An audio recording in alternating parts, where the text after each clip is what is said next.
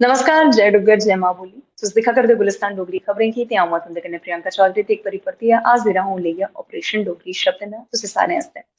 गल्ल करचै ऑपरेशन डोगरी शब्द दी ते जिस चाल्ली कन्नै कल असें इक निक्का जेहा लौह्का जेहा शब्द दा ऑपरेशन कीता हा कि सट्ट लग्गना कुसी गलांदे न ते सट्ट दे कन्नै कन्नै अज्ज दा जेह्ड़ा शब्द ऐ ओह् जुड़े दा ऐ क्योंकि दोनें दा इक सरबंध ऐ। सरबंध तां ऐ सट्ट कि'यां लगदी जिल्लै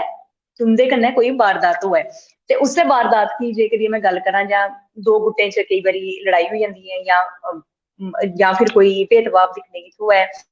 या फिर किसी चाल्ली दी कोई बहस बहूस होऐ ते फिर उत्थै चलदे न कुसमुन्न ते गल्ल करचै अज्जै दे शब्द दी ते अज्ज दा जेह्ड़ा शब्द ऐ ओह् ऐ कुसमुन्न। भला कुसमुन्न केह् ऐ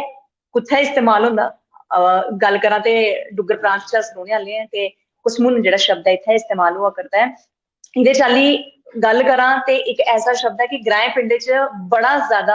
तौर तरीके कन्नै अज्ज एह् शब्द सुनने गी थ्होआ करदा ऐ क्योंकि जिसलै बी दो गुट्टें च कोई बैह्स बहूसा होंदा लड़ाई होंदी तो इक दूए इ'यो गलांदे न कि अ'ऊं तेरे कुसमुन्न मारना यानी कि